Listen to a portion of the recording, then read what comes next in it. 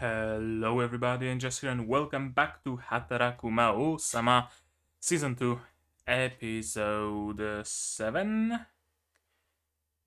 Episode 7 indeed. In the last episode, we were able to spend some time, first of all, we found out that there are demons from Mao's realm that are somehow making their way onto the beach they're staying at. One of them was one of the. He wasn't a demon general, he was a chancellor, I think. Yeah, I think that was his rank. The bird dude also made it here, and it seems all of them were defeated by the girl who owns the beach shack, whose name eludes me, the local girl. I'm assuming she's some kind of a Miko who performs exorcisms on the whole island, perhaps, or maybe just this single beach. And she's apparently super fucking strong because she was able to just beat them without much issue, and all of that was hidden in the fog, which seems to be the one of the main purposes of this fog's existence, to conceal those battles, to conceal the very existence of supernatural beings from the inhabitants of the island. At least that's what I suppose is going on. The foghorn might be some sort of a thing that weakens the demons, or something along those lines, maybe, or maybe it genuinely is just a foghorn, and there's no need to be looking particularly deep into it. What else did we learn? Right, something fucky wacky is going on with Mao's realm.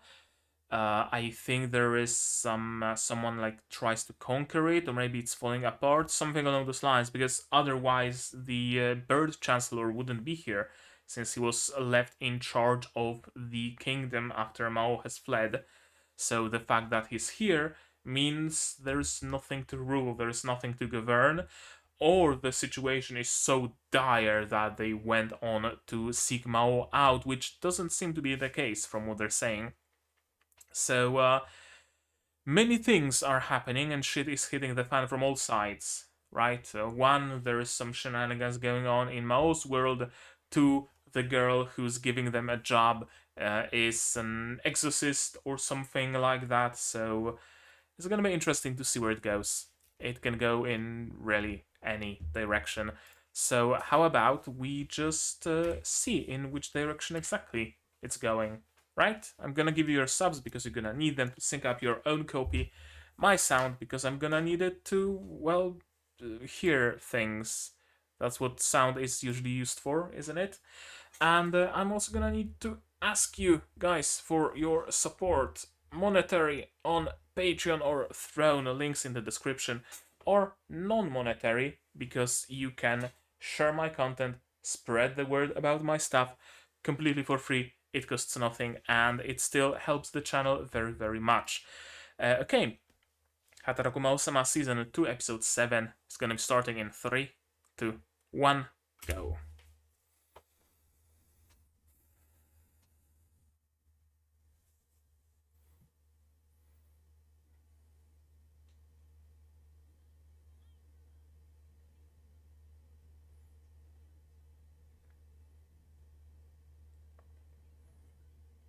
Half a mil? That's not bad. I guess we're gonna act as if they didn't discover something interesting about her.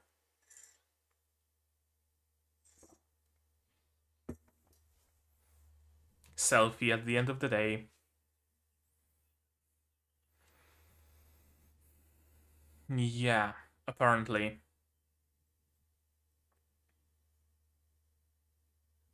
Cameo and Amane, those are their names. Right.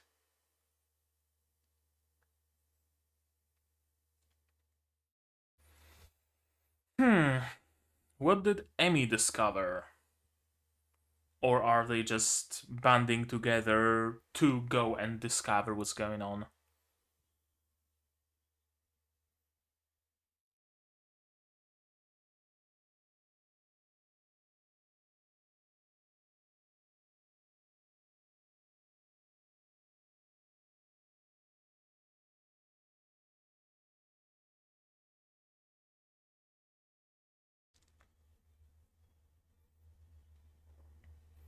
Right, that's Cameo in the OP.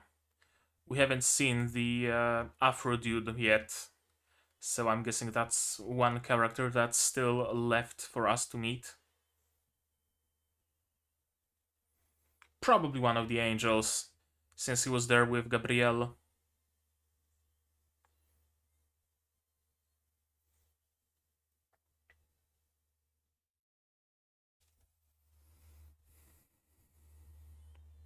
I wonder if those scenes with combat are actually something that's gonna happen in the show.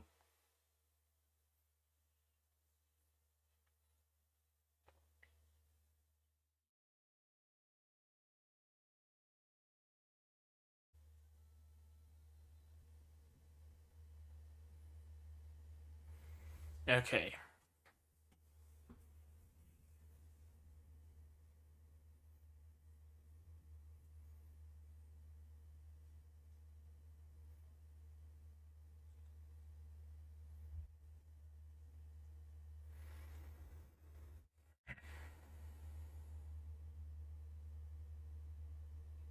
No. She wants to do something about the lighthouse. Probably.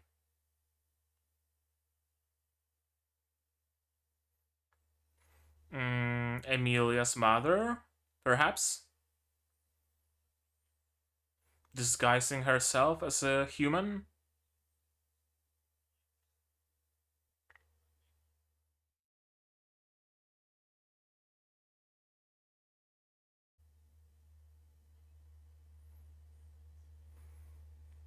Okay, so that's what happened to the demon's realm.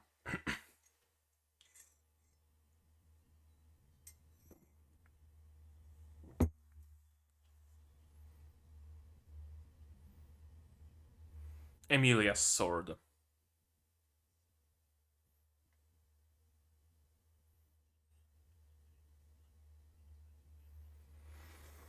Olba! Okay, so it wasn't Emmy's mother, it was actually Olba. Damn, yeah. How'd he escape the prison, though?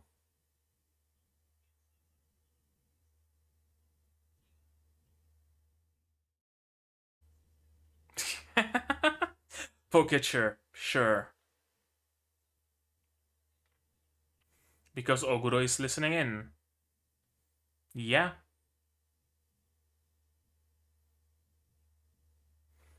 She is some sort of a Miko, some sort of a priestess.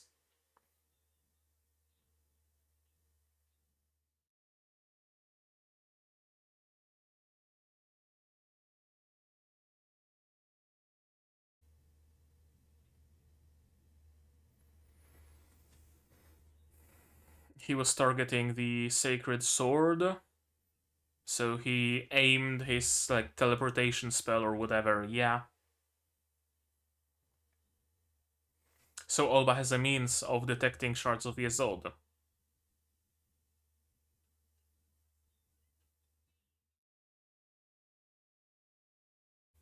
Okay, well that's not a lot of time.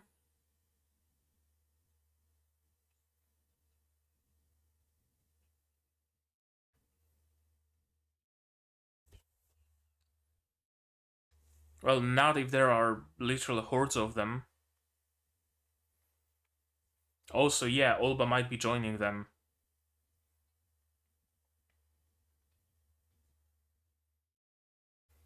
Amy is correct, of course.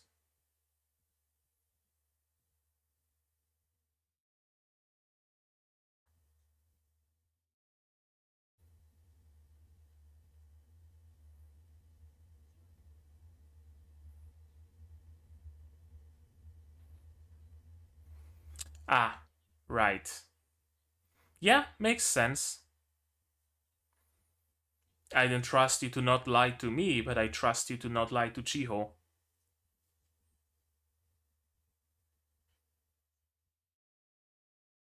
Blush? Blush, of course.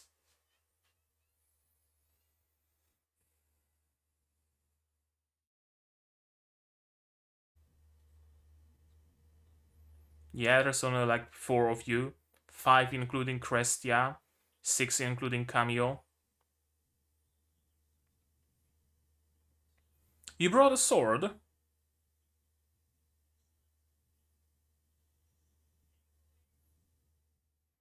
That's an army, alright.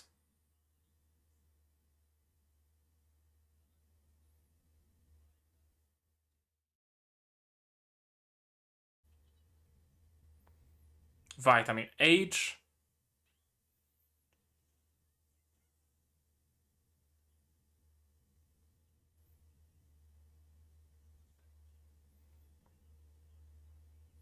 Okay, where is it though? Yeah.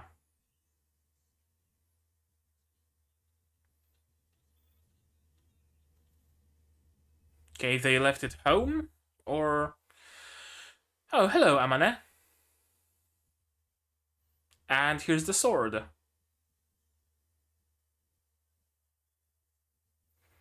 That's quite a bit of dark aura.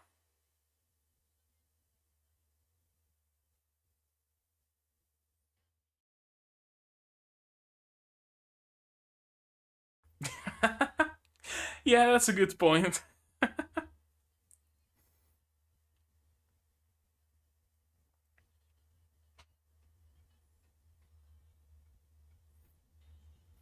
That's not a holy sword. That's an evil sword. He is. But he's not hostile to this world, so that's good.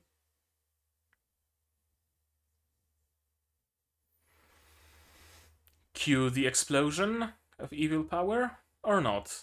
Amane.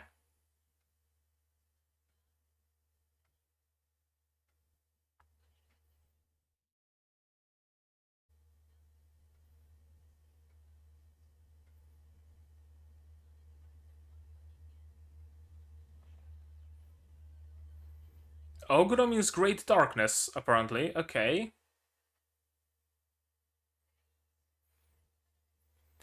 So she's not a Miko, she's like a demigod? Some sort of a deity, a titan?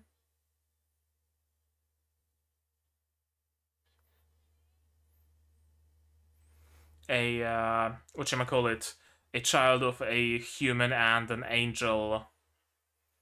Uh, yeah, I don't remember the name for it, but there is like a specific name. Oh, they're going through mitosis. I guess they're single-celled.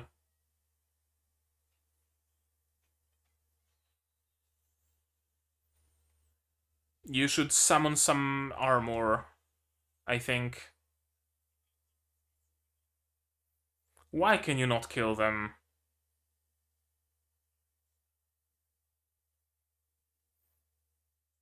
And what's the deal with their fingernails?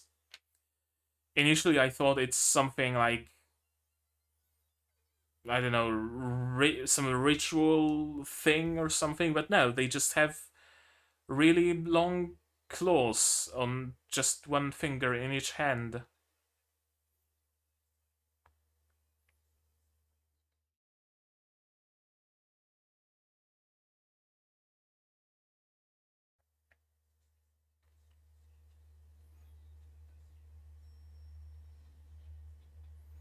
Okay, I guess she does have bits and pieces of armor.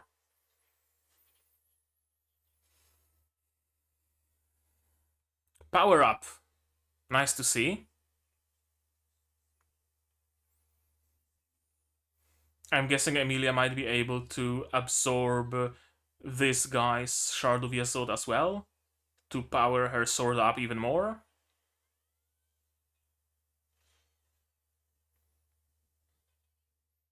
A little bit of, whatchamacallit, manicure.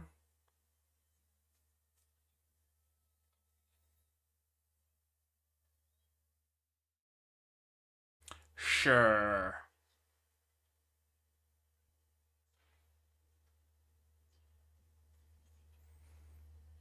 Why are you trying to avoid killing, though?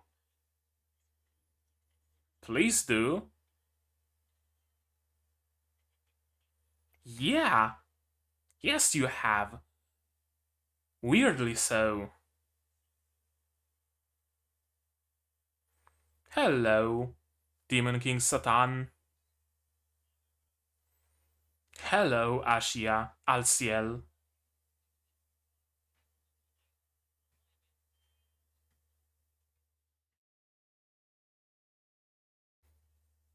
It has been a while, hasn't it? Over half a season without transforming. And here comes Cameo.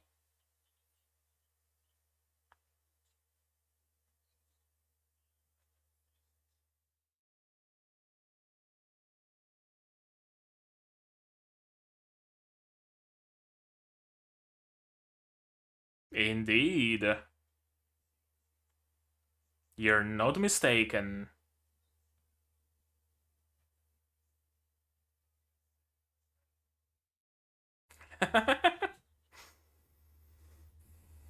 Yeah, he's a fallen angel, not necessarily a fallen general. Are you doing a Dugeza mid-air? That's commendable. They're standing on clouds?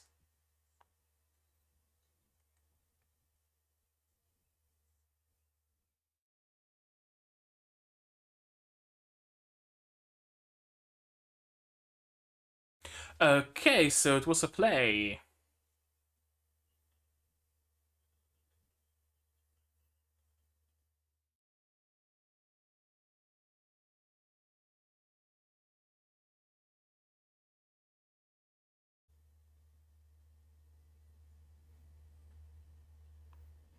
What the what? Link Crystal? So it's like not a shard of Yesod, but like a video call with a shard of Yesod?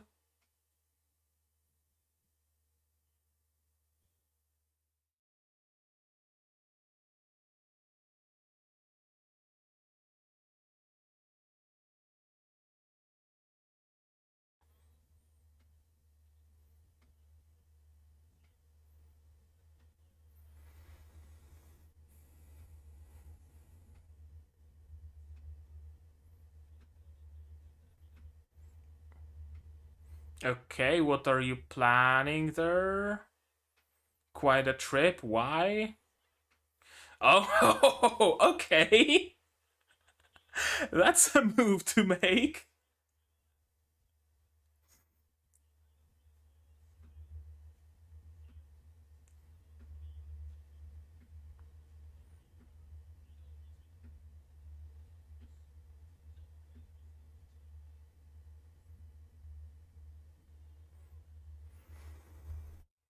Oh, Amane is sending them off with the glow of the lighthouse. I actually do like it. That it's the lighthouse's light that sends them back to the demon realm.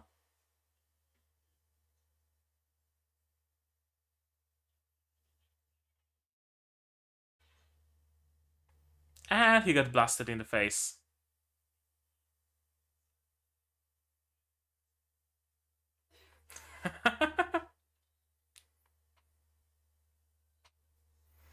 And his strength is gonna be entirely sapped just to close the gate, I'm assuming.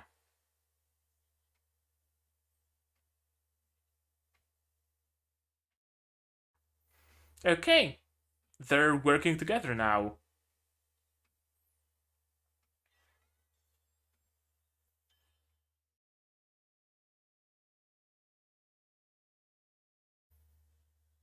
Closing the gate beam!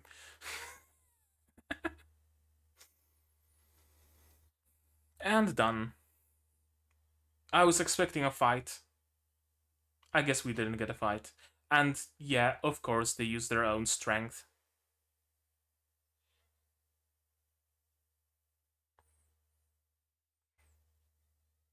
Of course they would.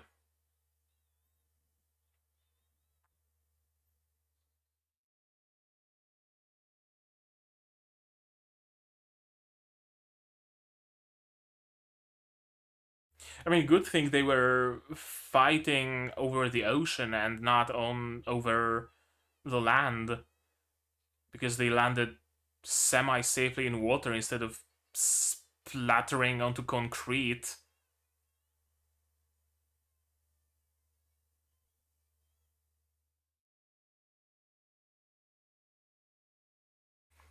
Yeah, she's just excited.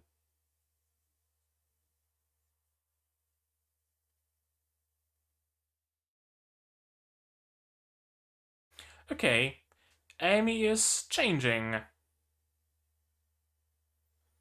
She doesn't want to kill creatures without a reason, even if those creatures are demons. Okay, so we're going back. That was quick.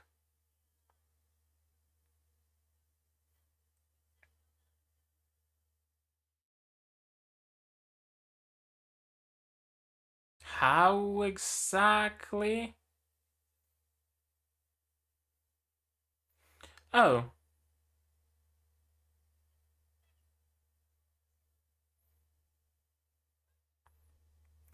Oh, so those are the customers?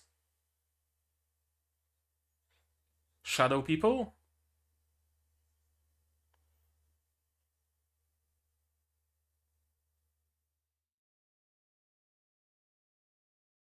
Okay.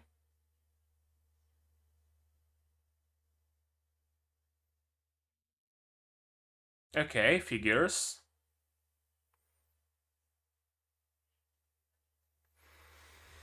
Hmm. Okay, so that's no good.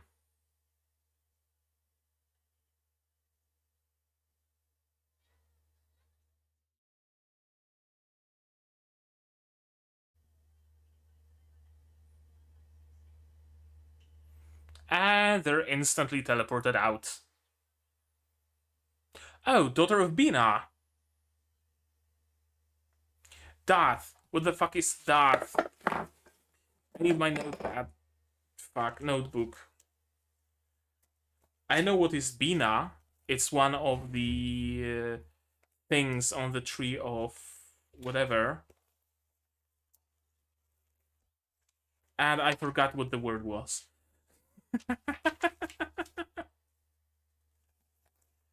Done something?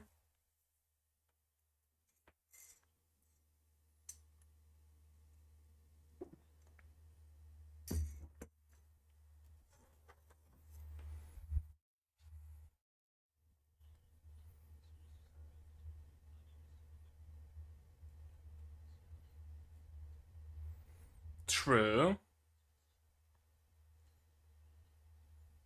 You needed the sword, you needed Emi's help. You needed Amane. Also true.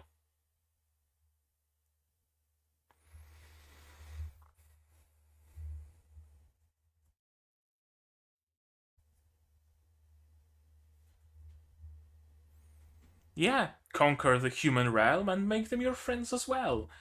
Enemies to friends, why not?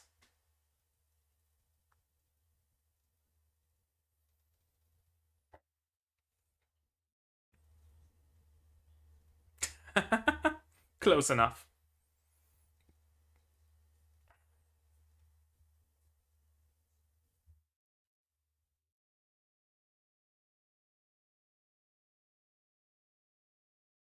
Yeah. Actually, similar theme appeared recently in Overlord as well. There's no fun to rule over a kingdom that's been destroyed.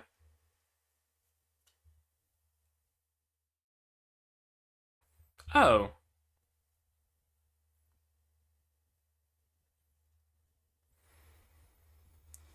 Hmm. Shard of Yesod?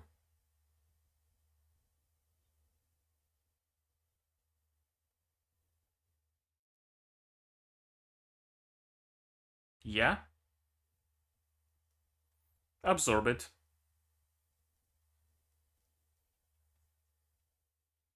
But we're gonna need your power.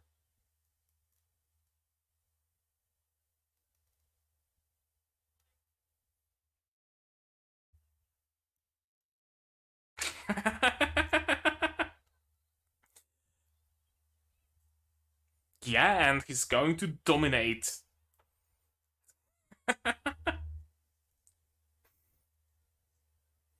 She probably could, honestly.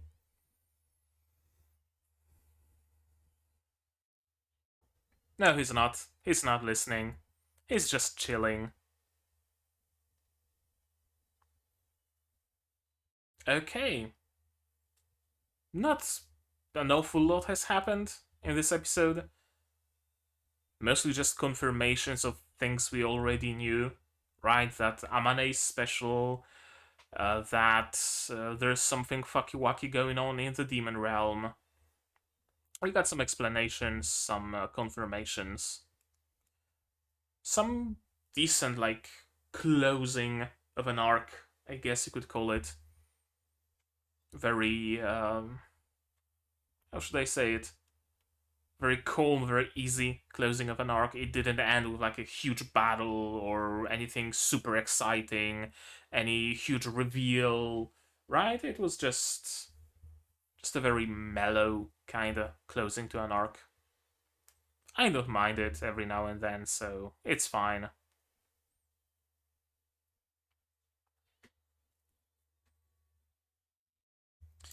Right. Really quick, I'm gonna look up Bina. Besides Bina being one of the bosses in Blue Archive, I don't know what Bina is. Um, Bina. Yeah, it's from Kabbalah. Kabbalah, whatever you want to call it. That much I do know. I'm gonna stop it and real quick look at Bina. It's the third Sephira in the Tree of Life. Below Keter, across from Chokma, and directly above Gevura. Bina is associated with the color black, which explains Oguro, like big darkness or whatever that means. And the third utterance, quarry of the Torah, treasure of wisdom, quarry of the God's spirit, hewn out by the spirit of God, the stitches that God hewed out all the letters of the Torah, engraving them with the spirit casting his forms within it. Intuitive understanding or contemplation, likened to a palace of mirrors that reflects the pure point of light of Chokma. Yeah, the lighthouse has a mirror that reflects the light of Chokma. Yeah, okay. Processed wisdom, feminine. Okay, sure. Bina, makes sense. What's the other thing that we heard later, though? I don't remember. But we're gonna figure it out when we watch this episode again. Shall we? Yes, we shall. It's not gonna take long because, again, not particularly much has happened.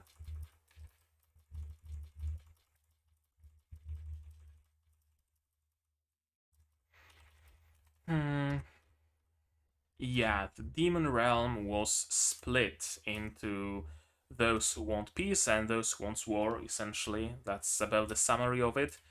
And Olba appeared. How did he get out of Japanese prison? Probably magic.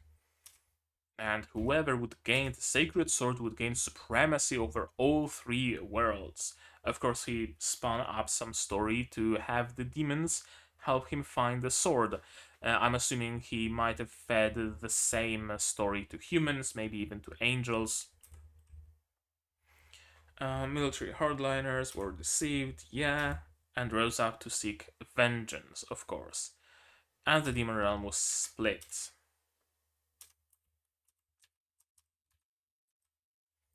Two sacred swords, better half, and the sword that Kamio brought with him. And Olba has the means to figure out where shards of Yesod are, which is interesting. Which is interesting because why would Olba have the means to do that unless he's working with the angels? The fact that the angels have a way to find shards of Yesod makes sense, but Olba? Something doesn't add up. not entirely.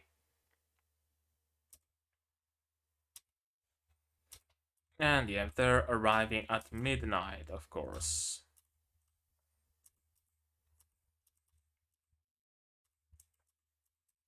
I like that Amy.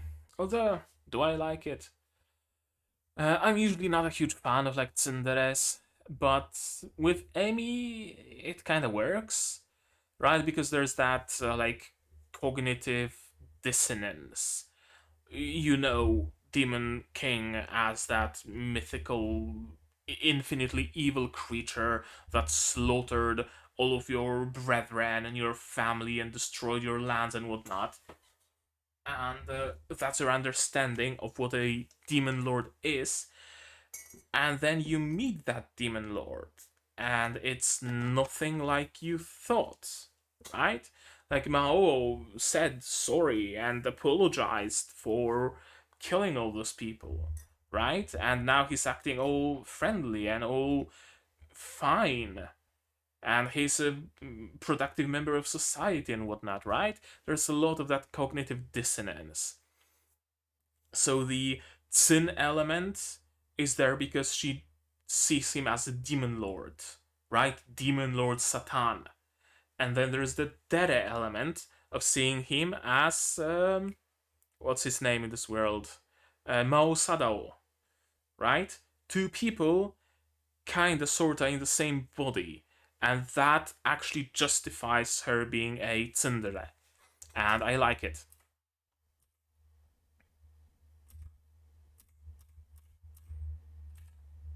And yeah, another sword. Draw the weapon from its sheath, and you're gonna transform, but the sword was left behind. Thankfully, Oguro saves the day. Go and show me how you're going to take responsibility. You got her pregnant, now take responsibility, Mao Sado. And apparently the strength in like just a single horn of his is enough to transform all of them into their original forms. Right. If I wanted to, I could instantly blast everyone who doesn't belong in this world. Beyond the veil of light.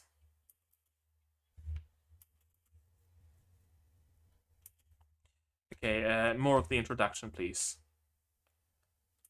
Oguro or Great Darkness, yeah, yeah, yeah.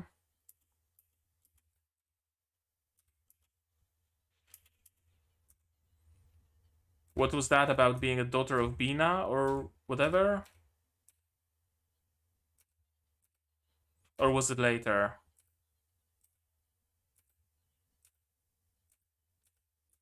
I think it might be something later when she sends them off on their journey. Rice bowl chopsticks, I don't know what that means. Probably something that was skipped in adaptation. Maybe some particular move Alas Ramus calls rice bow and some other she calls chopsticks. I have no clue. Maybe it was when Emilia was teaching her how to use chopsticks, she remembered something and through association, I don't know. Props for actually drawing those demons though. Yeah, they are drawn. In here for sure. In this shot, I'm not sure. In this shot, I'm also not sure. If it is CG, it's good CG. If it's not, then mad props for that. And for some reason, Emilia doesn't want to kill them. That reason probably being that she acknowledges their struggle and acknowledges their existence and acknowledges their personhood, right? They aren't just wild animals attacking villagers and whatnot. They have their own society. They have their own families. They have their own culture. They are people. You don't just kill people willy nilly. There's a lot of change happening in Emilia, and I can very easily see. I mean, it's basically a given at this point. Emilia becoming an ally of Mao, like easily, and all of them together going back to Ente Isla and uniting the world of humans and the world of demons.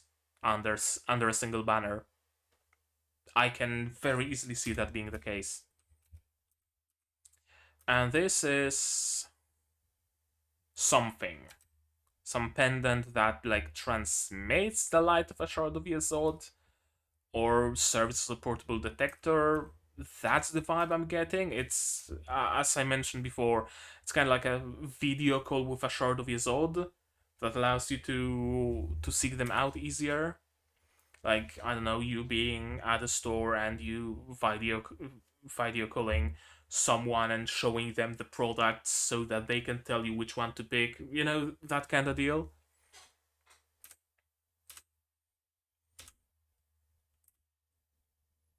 Sword's blade has evolved for the first time since I arrived, probably due to an additional shard of Yesod, that shard of Yesod being Alas Ramus. I'm assuming with every shard of Yesod that she absorbs, her powers will grow stronger. And here come the boys. Maou, Satan, Alsiel, and Lucifer. And Cameo. At the last moment, completely naked. Because of course. He's doing Mitokomon. What the fuck is Mitokomon? It's like the gesture, the wide sweeping gesture with a hand, like what Ainz created, right? Silence, I demand silence, right? That kind of gesture. What's it? Mitokomon. Mitokomon. It's a cartoon. No, it's a period drama, and it's also a cartoon. I don't know why she's referencing it. It's certainly a reference that's lost on me, so if you know what's the deal here, please do let me know in the comments.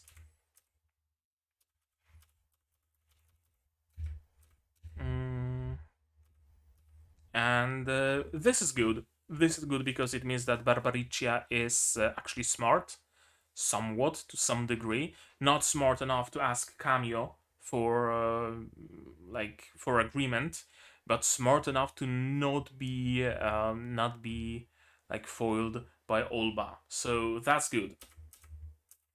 But in the end, they kind of did play into Olba's hands. Link Crystal, whatever that is, I'm assuming it is like the video call device. Can the gate you came from take you back?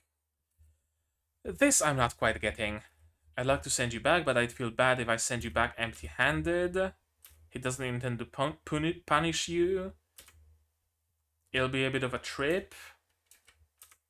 Is he referring to being sent back by the light of the lighthouse? I don't know. I'm not sure. I'm really not getting that scene entirely. I'm guessing it'll be a trip refers to again the lighthouse, but sending them back empty-handed.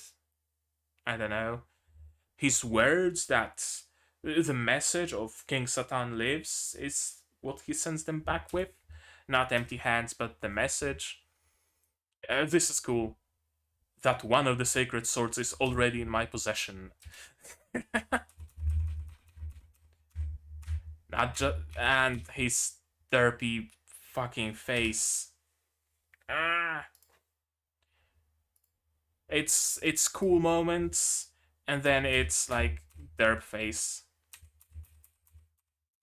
Not just the sword is in his possession, the wielder of that sword is. Whole ass wielder.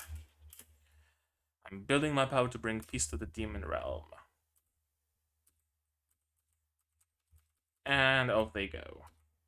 With the sword. He could have kept the sword, honestly. It probably would come in useful.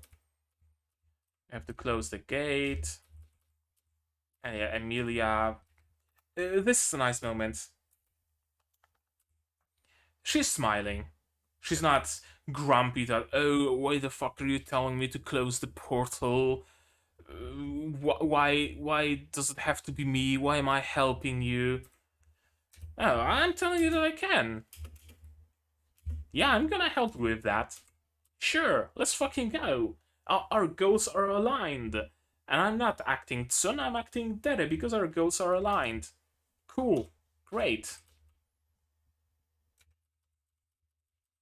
And they were beached. You can't work here anymore.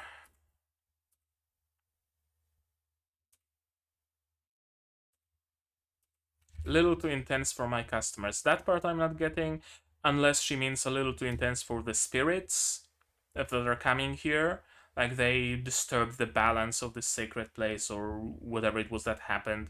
And that's the intensity she refers to. Stuff about old round spirits, the modern Yasa. That the dead can come to wash their souls clean during Obon. They're the guardians. They're on the verge of losing their human shape. I'm assuming like I don't know, background radiation from all of them because all of them besides Chiho are in one way or another supernatural. It disturbs the peace of this place, right? The whole song and dance during the night really disturbed the fabric of reality, and now their mere presence is enough to destabilize it even further. Right, there's a very thin line, very frail balance in place, and if they stay here, that balance is gonna get destroyed even further. That's what I'm getting here. I'm the daughter of Earth's Bina. Find the Dath. Find the Dath to off your world and restore it to its true form. And that's Amane Oguro, episode 7, and the time is 1853.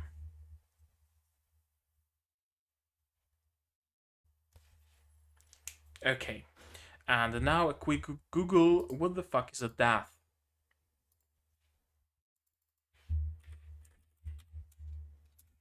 It's something from Hindi.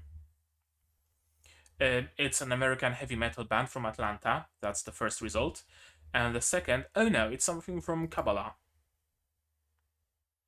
Da'at. It's an alternate. It's one of the Sephiroth of the Tree of Life. Okay, knowledge is the central. It's the central Sephiroth. In the perfect state of infinite sharing, the three Sephiroth of the left column, yada yada yada. It's not always depicted in representations of the Sephiroth, and could be abstractly considered an empty slot into which the germ of any other Sephiroth can be placed. Germ as in germination? That's a weird word to use here. Properly, the divine light is always shining, but not all humans can see it. Yeah, I don't know what it means. Find the death of your world and restore it to its true form. Implying that the death isn't in its true form? Ah. That's what Aunt Mikiti is waiting for. So, Mikiti is also private to whatever's going on. Money. Not available when I call Miss Amane. Amane probably disappeared. Yeah, a sightseeing guide. And a little bit of reflection at the end of an arc. right? My enemies became my friends. I united all the demon tribes. Do you think humans can do the same? Do you think humans can unite? Can I be the one who unites humans? Can I be the one who unites humanity and demonkind? Would that be possible? Right?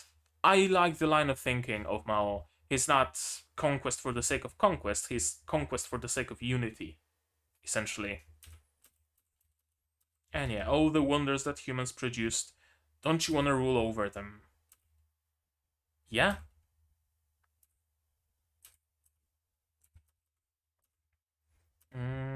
That's a short of your sword. When I get my power back, I'm gonna dominate you and everyone else. You better start buying whips and rope then.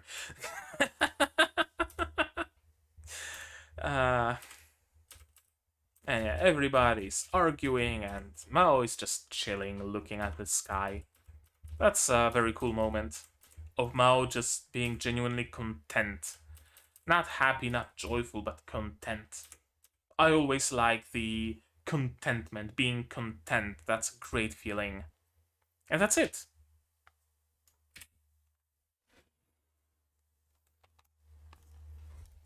That's it. That was episode 7 of Hataraku Maou-sama.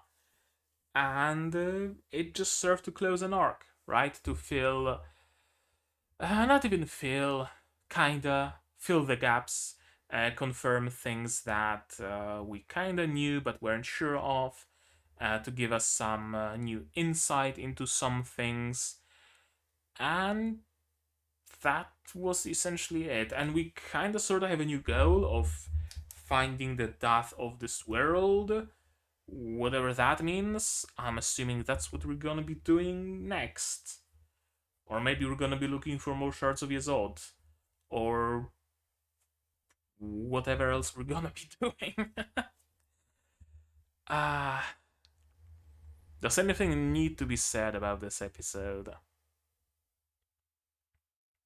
Hmm. Mikiti certainly has become much more mysterious, right? Like, we knew that there's something going on with her, but we weren't quite sure what's that exactly.